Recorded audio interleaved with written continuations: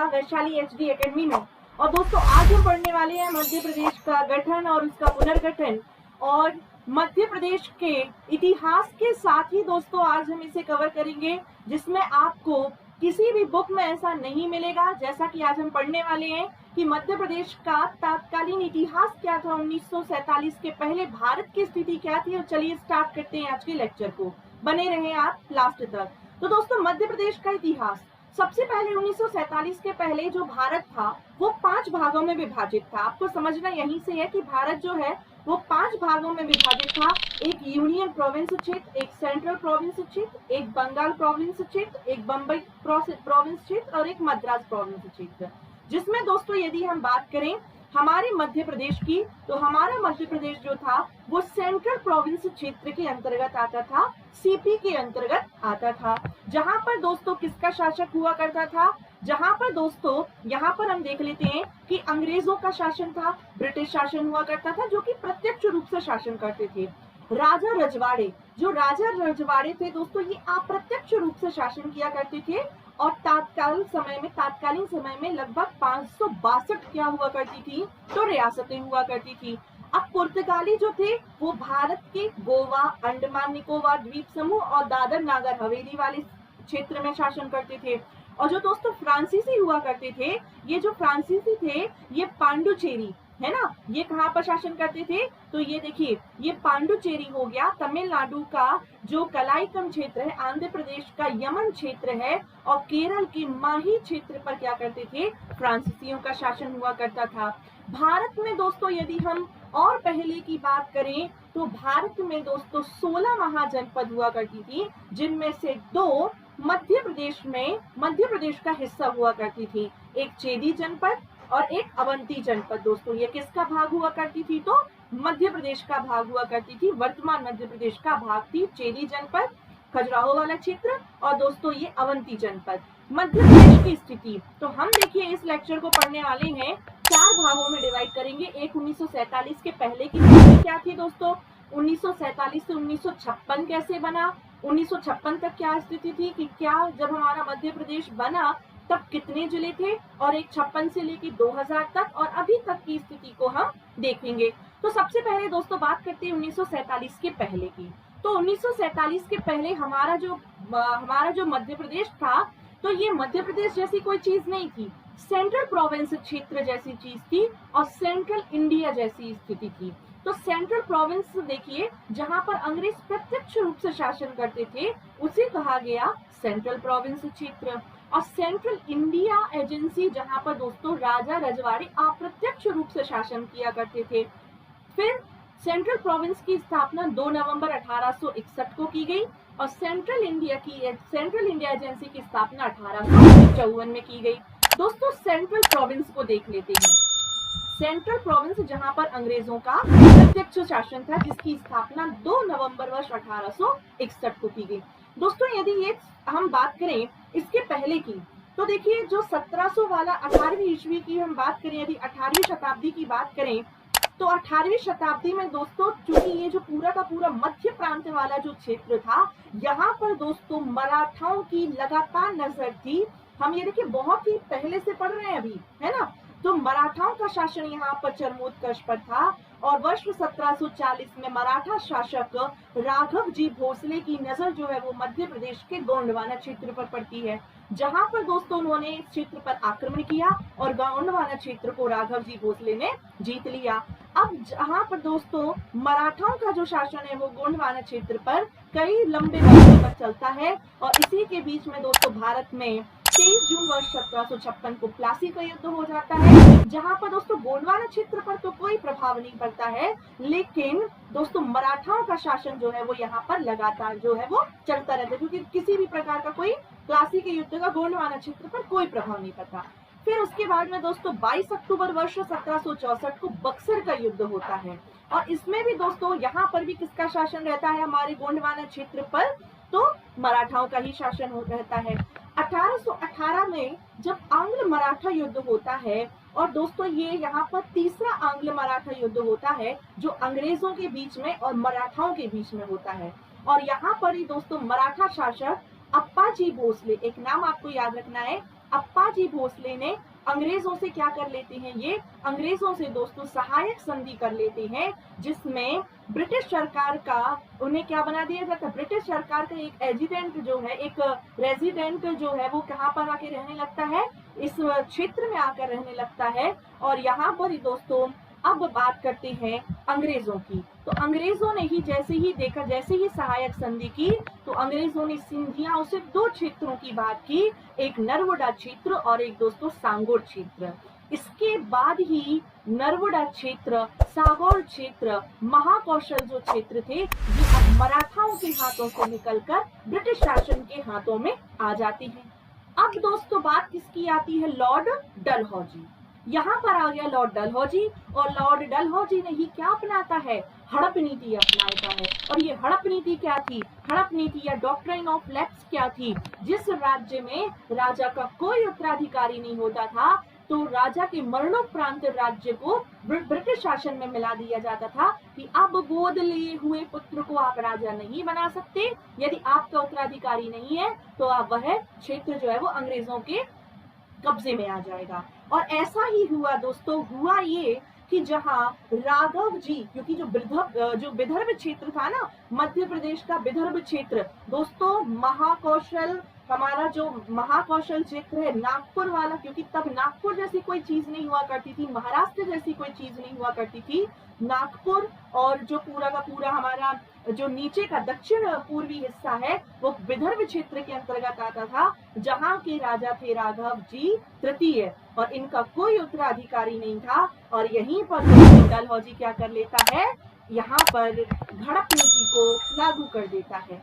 फिर उसके बाद यदि हम बात करें मध्य प्रदेश के इतिहास की, तो दोस्तों 1857 की क्रांति, भारत का प्रथम स्वतंत्रता संग्राम 10 मई को प्रारंभ हो जाता है, जिसमें भारतीयों ने, देखिए, जिसमें बच्चे से बच्चे ने इसमें क्या लिया था, भाग लिया था। लेकिन दोस्तों ये जो आंदोलन है वो सफल नहीं हो पाया था। और दोस्तों यहाँ पर होता ये है कि 2 नवंबर, और दहशत का माहौल उस समय फैल चुका था, और 2 नवंबर 1861 में जाके क्या हो जाता है, सेंट्रल प्रोविंस का गठन। ये मैंने आपको सेंट्रल प्रोविंस तक की हिस्ट्री बता दी कि सेंट्रल प्रोविंस का गठन कैसे किया गया। अब 2 नवंबर 1861 को सेंट्रल प्रोविंस क्षेत्र का गठन किया जाता है, जिसमें क्या क्या किया गया, जो नर्मदा वाला क्षेत्र था, सागौर वाला क्षेत्र है, महाकौशल वाला क्षेत्र है, विदर्भ वाला क्षेत्र, इन सबको मिला दिया गया। और यहाँ पर कमिश्नरी शासन व्यवस्था की शुरुआत हो जाती है, अंग्रेजों की प्रत्यक्ष शासन की क्या हो जाती है, शुरुआत हो जाती है। और सेंट्रल प्रोविंस क्षेत्र में ही दोस्तों 1864 को निमाड़ को भी इसमें मिला दिया जाता है। तो 61 में तो बना सीपी क्षेत्र, और 64 में ही निमाड़ को भी इसमें मिला लिया। अब दोस्तों बात करते हैं, ये आपको एक पॉइंट आपको याद रखना है कि 1903 में हैदराबाद के बरार क्षेत्र के निजाम महमूद से अंग्रेजों ने 20 लाख की वार्षिक लीज पर जो बरार क्षेत्र था वो ले लिया था। मतलब कि ये जो पहले जो बरार क्षेत्र हुआ करता था, ये किसका था, ये निजाम का हुआ करता था, और अंग्रेजों ने मात्र 20 लाख की वार्षिक लीज पर कि भैया पैसे ले लो और ये क्षेत्र दे दो हमें, तो ये बरार क्षेत्र दे दिया। अब होता क्या है दोस्तों, अब आगे क्या होता है, 1919 का भारत शासन अधिनियम आया, और 1921 में कमिश्नरी व्यवस्था को समाप्त कर दिया गया। अब गवर्नरी शासन है वो व्यवस्था अपनाई गई। और होता क्या है कि 24 अक्टूबर वर्ष 1936 में बरार को पूर्णतः सेंट्रल प्रोविंस क्षेत्र में मिला दिया जाता है। जो आप पढ़ते हैं ना कि जो बरार क्षेत्र, सीपी बरार, तो दोस्तों सीपी अलग क्षेत्र था, बरार अलग क्षेत्र था। सीपी जो बना था वो 2 अक्टूबर वर्ष 1861 को बना था, और बरार क्षेत्र जो था ये निजाम का था, 20 लाख रुपए में अंग्रेजों ने खरीद लिया था, और 24 अक्टूबर 1936 को सेंट्रल प्रोविंस क्षेत्र में मिला लिया जाता है। और इस प्रकार क्या बन जाता है हमारा CP Berar, central province and Berar क्षेत्र। आई होप यहाँ तक आपको कोई भी डाउट नहीं होगा। और दोस्तों यदि आपको किसी भी प्रकार का कोई डाउट रहता है तो आप बिल्कुल कमेंट में बता सकते हैं, आपका जो डाउट है वो जरूर सॉल्व होगा। नेक्स्ट अब बात करते हैं सेंट्रल इंडिया एजेंसी, 1854 में जिसकी स्थापना हुई। दोस्तों पहले इंडिया एजेंसी, ये पहली ऐसी इंडिया एजेंसी थी जिसमें मालवा, बुंदेलखंड, है ना, बघेलखंड, जिसे सम्मिलित रूप से विंध्य प्रदेश कहते थे। विंध्य प्रदेश की जब हम बात कर रहे हैं ना, तो उसमें बुंदेलखंड और बघेलखंड दोनों आते थे। फिर इसमें जब ग्वालियर क्षेत्र में ला दिया गया तो इसे सेंट्रल इंडिया कहा जाने लगा। फिर उसके बाद दोस्तों यहाँ पर राजा रजवाड़े शासन करते थे, जो कि अंग्रेजों के अप्रत्यक्ष शासन ही हुआ करता था। थे तो अंग्रेज ही, लेकिन बैठा दिया राजा महाराजा को कि आप जो है वो अप्रत्यक्ष रूप से क्या रहता था, इनका शासन रहता था। फिर दोस्तों अब 1947 से 1956 की स्थिति, जब मध्य प्रदेश, देखिए जब हमारा जो भारत है वो स्वतंत्र हुआ और उस समय दोस्तों भाषाई आधार पर राज्यों के पुनर्गठन की मांग की गई। तो जो भाषाई आधार पर बहुत सारी समितियां, जेपीबी समिति बनाई गई, अन्य समितियां भी बनी दोस्तों, जिन्होंने भाषाई आधार पर राज्य बनाने की मांग को ठुकरा दिया। फिर उसके बाद आप जानते होंगे कि 1953 में पोटी श्री रामालू जो थे वो अनशन पर बैठ जाते, उनकी मृत्यु हो जाती है। फिर उसके बाद भाषाई आधार पर पहला राज्य बन जाता है आंध्र प्रदेश, जो गठित हो जाता है। अब भारत को क्या किया गया, देखिए मध्य प्रदेश को दोस्तों के क्या किया गया, 3 श्रेणियों में, भाग ए, भाग बी, भाग सी में क्या किया, डिवाइड किया गया। भाग ए में आता था सेंट्रल प्रोविंस और बरार क्षेत्र आता था, भाग ए के अंतर्गत आता था। फिर उसके बाद दोस्तों यदि हम बात करें तो यदि हम बात करें कि विंध्य प्रदेश किसके अंतर्गत आता था, तो विंध्य प्रदेश दोस्तों विंध्य प्रदेश भाग सी के अंतर्गत आता था, जिसमें विंध्य प्रदेश में बघेलखंड, बुंदेलखंड रियासतें आती थी और इसी के अंतर्गत भोपाल भी इसी का भाग हुआ करता था। दोस्तों यदि हम बात करें पार्ट ए की या भाग ए की बात करें, तो ये देखिए ये इस टाइप से डिवाइड था उस समय कि ये जो देखिए ये पार्ट बी के अंतर्गत आता था, ये पूरा क्षेत्र है ना, ये यहाँ से ये पूरा क्षेत्र पार्ट बी था और ये पूरा क्षेत्र पार्ट ए हुआ करता था और ये पूरा क्षेत्र जो था वो पार्ट सी हुआ करता था। ठीक है, तो भाग ए की बात करते हैं, पार्ट ए दोस्तों सेंट्रल प्रोविंस एवं बरार क्षेत्र के अंतर्गत, जिसमें महाकौशल छत्तीसगढ़ की रियासतें, विदर्भ है ना, पूर्वी बघेलखंड की रियासतें आती थी। इसकी राजधानी नागपुर हुआ करती थी, जिसके अंतर्गत दोस्तों कितने जिले हुआ करते थे, तो टोटल जो थे वो 22 जिले हुआ करते थे। संभाग कितने थे इसके अंतर्गत, 15, और रियासतें कितनी आती थी, 15, ये आपको याद रखना। और हरदा की जो मकड़ी रियासत है, एकमात्र ऐसी रियासत है जो वर्तमान मध्य प्रदेश में अभी शामिल है। पार्ट ए के मुख्यमंत्री कौन थे, पंडित रविशंकर शुक्ल थे, और राज्यपाल कौन थे दोस्तों, ई राघवेंद्र राव जी थे। साथ ही साथ दोस्तों अगली बात करते हैं पार्ट बी की, जिसके अंतर्गत मध्य भारत आता था। मध्य भारत का गठन 28 मई 1948 को किया गया था, जिसके अंतर्गत कुल 26 रियासतें आती थी और जिले कितने थे, 16 जिले थे। संभाग कितने थे, 3। तो पार्ट ए की राजधानी नागपुर, जिसके मुख्यमंत्री पंडित रविशंकर शुक्ल और ई राघवेंद्र राव गवर्नर थे। फिर दूसरे की बात करें पार्ट बी की, जिसकी जो राजधानी हुआ करती थी दोस्तों वह 6, देखिए ग्वालियर और इंदौर हुआ करती थी। 6.5 महीने ग्वालियर रहती थी जो कि शीतकालीन राजधानी थी, और इंदौर दोस्तों ग्रीष्मकालीन राजधानी थी, लगभग 5.5 माह रहती थी। इस समय जो मुख्यमंत्री थे दोस्तों, इसके जो मुख्यमंत्री थे वह कौन थे, लीलाधर जोशी। मध्य पार्ट बी के पहले मुख्यमंत्री कौन थे, लीलाधर जोशी जी थे। राज प्रमुख कौन हुआ करते थे, जीवाजी राव, और उप राज प्रमुख जो है वो यशवंत राव होलकर को बनाया गया। तो आप सभी जानते होंगे जीवाजी राव सिंधिया के बारे में, क्योंकि देखिए ग्वालियर भी रह रही है राजधानी और इंदौर भी रह रही है, तो यहाँ पर सिंधिया भी रहेंगे। तो जीवाजी राव सिंधिया को राज प्रमुख बना दिया और उप राज प्रमुख किसे बना दिया गया, यशवंत राव होलकर जी को। पार्ट सी दोस्तों, पार्ट सी की बात करें तो इसके अंतर्गत बुंदेलखंड बघेलखंड की कुल 38 रियासतें मिली थी और विंध्य प्रदेश का जो गठन है वो 1 जून 19, देखिए विंध्य प्रदेश को जो है कि कब गठित किया गया था, इसका उद्घाटन कब किया गया, तो इसका गठन 12 मार्च 1948 को किया गया था और 4 अप्रैल को जो गॉडविल जी हैं उनके द्वारा इसका उद्घाटन किया गया और 1 जून 1950 को विंध्य प्रदेश को पार्ट सी में शामिल कर दिया गया। आप ऐसे समझें कि देखिए पार्ट सी है, ये बुंदेलखंड और बघेलखंड वाला क्षेत्र पार्ट सी के अंतर्गत आता है, तो इसका जो गठन किया गया है विंध्य प्रदेश का वो किया गया है 12 मार्च को किया गया है ना, 12 मार्च को इसका गठन किया गया। उद्घाटन आए एक व्यक्ति आते हैं जो कि लाल फीता काट के चले जाते हैं, तो वो आते हैं 4 अप्रैल 1948 को आते हैं। फिर इस पूरे क्षेत्र को पार्ट सी में कब शामिल किया गया, वो कर दिया गया 1 जून 1950 को। इसकी राजधानी दोस्तों क्या थी, तो रीवा थी। मुख्यमंत्री कौन थे, शंभुनाथ शुक्ल थे। राज प्रमुख कौन थे, तो मार्तंड सिंह थे, मार्तंड प्रताप सिंह थे। और दोस्तों कप्तान कौन थे, तो अवधेश प्रताप सिंह थे। ये आपको याद रखना है। राज प्रमुख है ना, तो राज प्रमुख कौन थे, मार्तंड प्रताप सिंह, और कप्तान कौन थे, तो अवधेश प्रताप सिंह। अब 1956, ठीक है, अब 1956 दोस्तों, अब यहाँ तो बात हो गई कब की, 1947 की बात हो गई। अब 1956 की स्थिति ये रहती है कि जब भाषाई आधार पर मांग उठने लगती है तो देखिए एक आयोग बनाया जाता है दोस्तों भाषाई आधार पर। हम सबसे पहले हम देख लेते हैं यहाँ पे कि एस.के. धर आयोग, जो कि जून 1948 में भाषाई आधार पर राज्यों के गठन की मांग के लिए बना था, जिसने रिपोर्ट सौंपी का 1948 में, दिसंबर 1948 में। और इन्होंने कहा, साफ साफ मना कर दिया कि एस.के. धर जी ने कि भाषाई आधार पर तो नहीं बनेंगे। फिर उसके बाद जवाहरलाल नेहरू जी की अध्यक्षता में, है ना, जेपी भी याद रखना है, जवाहरलाल नेहरू, सरदार वल्लभ भाई पटेल और पट्टाभी सीतारमैया समिति का गठन किया गया दिसंबर 1948 में।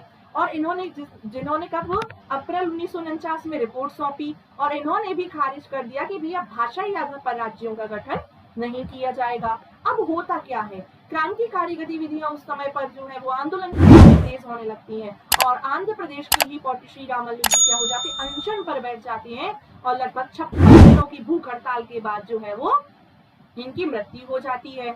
और इस प्रकार से दोस्तों 1 अक्टूबर, अभी मैंने बताया था कि 1 अक्टूबर 1953 को आंध्र प्रदेश राज्य जो है वो भाषाई आधार पर गठित किया गया। और साथ ही साथ दोस्तों अब उसके बाद होता ये है कि 29 दिसंबर वर्ष 1953 को राज्य पुनर्गठन आयोग का गठन किया गया, फजल अली की अध्यक्षता में, जो इलाहाबाद हाई कोर्ट के न्यायाधीश हुआ करते थे।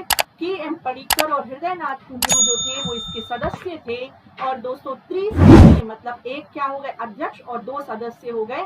के.एम. पडिक्कर पत्रकार थे और हृदयनाथ कुंजरू जी संविधान सभा के क्या थे, तो सदस्य थे। और इस आयोग का गठन किया गया, और इसमें इन्होंने क्या किया, पार्ट ए में परिवर्तन किया, पार्ट बी में परिवर्तन किया, पार्ट सी में परिवर्तन किया। और पार्ट ए में क्या क्या परिवर्तन किया गया, तो दोस्तों जो सेंट्रल प्रोविंस एवं बरार क्षेत्र था उसकी आपको याद रखना है कि 8 जो जिले थे वो कहाँ किसको दे दिए गए, तत्कालीन बंबई प्रांत को दे दिए गए। और जिनमें आपको याद रख सकते हैं, अभय बुआ चवाना से आप याद रख सकते हैं, ये ट्रिक है कि आ से आ जाता है अकोला आ जाता है, भा से दोस्तों याद आता है भंडारा, फिर बा से देखिए या से आ जाता है यवतमाल आ जाता है, बा से आ जाता है बुल्ढाना, आ से अकोला, भा से भंडारा, या से यवतमाल, फिर बा से आ जाता है बुल्ढाना, फिर एक आ से आ जाता है दोस्तों आपको याद रखना है कि एक आ से अकोला, और एक आ से आता है अमरावती। कौन सा, अमरावती। चा से आ जाता है चांदा, वा से आ जाता है वर्धा, और ना से आ जाता है दोस्तों नागपुर। तो अभय बुआ चवाना से आप याद रख सकते हैं ये जो क्षेत्र है वो तत्कालीन मुंबई प्रांत को दे दिए गए, और मध्य प्रदेश पार्ट ए का शामिल कर लिया गया। पार्ट बी में परिवर्तन दोस्तों, मंदसौर जिले की भानपुरा तहसील के सुनील टप्पा ग्राम को हमें राजस्थान को दे दिया गया, और राजस्थान की सिरोंज तहसील को विदिशा जिले में शामिल कर लिया गया, जहां से पार्वती नदी का उद्गम होता है। नेक्स्ट पार्ट सी में परिवर्तन, जिसमें कोई प्रकार का किसी भी प्रकार का परिवर्तन नहीं किया। और इस प्रकार से दोस्तों मध्य प्रदेश में क्या होता है कि मध्य प्रदेश का गठन हो जाता है 1956 में। और मध्य प्रदेश का गठन कब किया गया, 1 नवंबर 1956 को दोस्तों, जिसमें राष्ट्रपति ने कब, 11 अक्टूबर 1956 को राष्ट्रपति जी ने क्या किए थे, साइन किए थे, और 1 नवंबर को जो है राज्य का गठन कर दिया गया। मध्य प्रदेश सहित 14 राज्य थे, 6 केंद्र शासित प्रदेश थे। ये एमपीपीएससी प्री का क्वेश्चन है 2020 का। नेक्स्ट दोस्तों मध्य प्रदेश के मुख्यमंत्री, पहले मुख्यमंत्री कौन थे, पंडित रविशंकर शुक्ल थे। राज्यपाल कौन थे, पट्टाभी सीतारमैया को बनाया गया। तत्कालीन मध्य प्रदेश में 43 जिले और 9 संभाग हुआ करते थे, जिसमें दोस्तों यदि हम बात करें इसके बाद होता क्या है, 1956 की बाद की स्थिति क्या होती है कि 26 जनवरी 1972 को 2 जिले बनाए जाते हैं। एक दोस्तों भोपाल बनाया जाता है सीहोर से, और एक दोस्तों राजनांदगांव बनाया जाता है। पूर्व से। फिर उसके बाद दोस्तों होता ये है कि अब कितने जिले हो जाते हैं, तो 45 जिले हो गए। फिर 1980 में दोस्तों 1900 इसके बाद देखिए आपको संभाग की भी याद रखना है कि उस समय बस्तर संभाग, चंबल संभाग और होशंगाबाद संभाग 1980 में 3 संभागों का भी गठन किया गया। तब संभाग कितने हो जाते हैं, 12 संभाग हो गए। फिर 1983 में जिला पुनर्गठन आयोग का गठन किया गया BR दुबे जी की अध्यक्षता में, और 25 मई 1998 को 10 नए जिलों का गठन किया गया, जिसमें वर्तमान में 4 जिले जो है वो मध्य प्रदेश में शामिल हैं और 6 कहां पर चले गए, छत्तीसगढ़ में। ये 4 जिले कौन कौन से हैं दोस्तों, बड़वानी है, श्योपुर है, कटनी है, डिंडोरी है। जो बड़वानी है दोस्तों ये खरगोन से अलग होकर बना था, मुरैना से अलग होकर श्योपुर बना, जबलपुर से अलग होकर दोस्तों कटनी और मंडला से अलग होकर डिंडोरी का गठन किया गया था 1998 में। अब जिले कितने हो गए, 45 से पहले 10 और आ गए, अब हो गए जिले 55। अब दोस्तों होता ये है कि सहदेव कमेटी का गठन किया जाता है 10 जून 1998 को, और 10 जून 1998 के बाद दोस्तों ये 6 नए जिले बनाए जाते हैं 6 जुलाई 1998 को। तो अब यहाँ पर 55 पहले से थे, 6 और नए जिले आ जाते हैं, जिनमें देखिए तो कितने जिले हो गए टोटल, 61, और इन 6 में से 3 मध्य प्रदेश में है। शहडोल से अलग होकर उमरिया, होशंगाबाद से अलग होकर हरदा और मंदसौर से अलग होकर नीमच बनाया जाता है। यहाँ तक आपको कोई डाउट नहीं होगा। दोस्तों मैप आप सामने रखें और जो मैं पढ़ा रही हूँ वो लेक्चर पे एक बार आप देखते रहें। देखिए 31 अक्टूबर 2000 को 84वां संविधान संशोधन 2000 किया गया, और जिसमें छत्तीसगढ़ का गठन किया गया, और इस प्रकार से दोस्तों अब पूर्ण रूप से जो है 1 नवंबर 2000 को छत्तीसगढ़ अस्तित्व में आ जाता है, जिसमें मध्य प्रदेश ने 16 जिले और 3 संभाग, चाले जा छत्तीसगढ़ ऐसा किया, और 16 जिले और 3 संभाग मध्य प्रदेश ने छत्तीसगढ़ को दे दिए। और अब जिले कितने बचे दोस्तों, 61 पहले थे, 16 दे दिए, अब कितने बचे, 45। तो भैया 43 पे तो हमारा 1956 में मध्य प्रदेश बना ही था, और 2000 में कितने हो गए ये जिले, 45 हो गए दोस्तों। कितने हो गए 2000 में, 45। और 12 संभाग हुआ करते थे, जिनमें से 3 संभाग मध्य प्रदेश ने छत्तीसगढ़ को दे दिए। तो अब कितने संभाग बचे, 9 संभाग। क्वेश्चन ये पूछा जाता है। अब होता ये है दोस्तों कि 15 अगस्त 2003 को, 3 से आप याद रखें, 3 से 3 जिले बने, खंडवा से अलग होकर बुरहानपुर, गुना से अलग होकर अशोकनगर और शहडोल से अलग होकर अनूपपुर बनता है। और इस प्रकार 45 में 3 और जोड़ दीजिए तो कितने हो गए, 48 जिले हो गए। 17 मई 2008 को दोस्तों अलीराजपुर झाबुआ से अलग होकर दोस्तों अलीराजपुर बनता है, और 24 मई 2008 को सीधी से अलग होकर दोस्तों कौन सा जिला बन जाता है, सिंगरौली। अब कितने जिले हो जाते हैं, 2 और जुड़ गए 48 में, अब हो गए 50 जिले। और 16 अगस्त 2013 को दोस्तों आगर मालवा शाजापुर से अलग होकर कौन सा जिला, आगर मालवा बन जाता है। और 1 अक्टूबर 2018 को निमाड़ी जिला बनता है, जो टीकमगढ़ से अलग होकर बनता है, सागर संभाग का क्या है, ये भाग है। वर्तमान में दोस्तों 52 जिले हैं और कितने संभाग हैं, 10 संभाग हैं। वर्तमान में मुख्यमंत्री जी कौन है, तो शिवराज सिंह चौहान जी हैं, और कौन है तो मंगू भाई छगन भाई पटेल जी क्या है, राज्यपाल। दोस्तों अब हम बात कर लेते हैं मध्य प्रदेश के 53वें जिले की, जो कि क्या है, बनने वाला है दोस्तों मऊगंज। कौन सा बनने वाला है, मऊगंज, जो कि किससे अलग होकर बनेगा, रीवा से अलग होकर बनेगा। और इसमें दोस्तों यदि हम बात करें तो कौन कौन सी इसके अंतर्गत तहसीलें आएंगी, तो इसी के अंतर्गत दोस्तों मऊगंज आएगा, इसी में जो है वो हनुमना आएगा, साथ ही साथ नई गढ़ी इसी के अंतर्गत ये तहसीलें हैं, नई गढ़ी तहसील आएगी। देव तालाब याद रखेंगे, ये बहुत ही इंपॉर्टेंट है देव तालाब। और क्यों इंपॉर्टेंट है देव तालाब, क्योंकि जो वर्तमान विधानसभा के अध्यक्ष है ना, जिनका नाम है श्री गिरीश गौतम है ना, तो गिरीश गौतम जी जो है वो देव तालाब से ही क्या है, विधानसभा सीट से विधायक हैं श्री गिरीश गौतम। अभी वर्तमान में विधानसभा के क्या है, ये अध्यक्ष हैं गिरीश गौतम जी, जो कि देव तालाब से संबंधित है।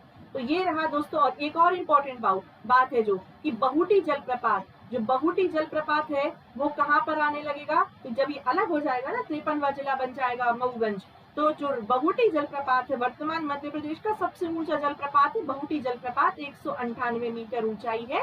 ये किसके अंतर्गत आने लगेगा, मऊगंज के अंतर्गत आने लगेगा। इसी के साथ दोस्तों अब हम मिलते हैं नेक्स्ट लेक्चर में। धन्यवाद।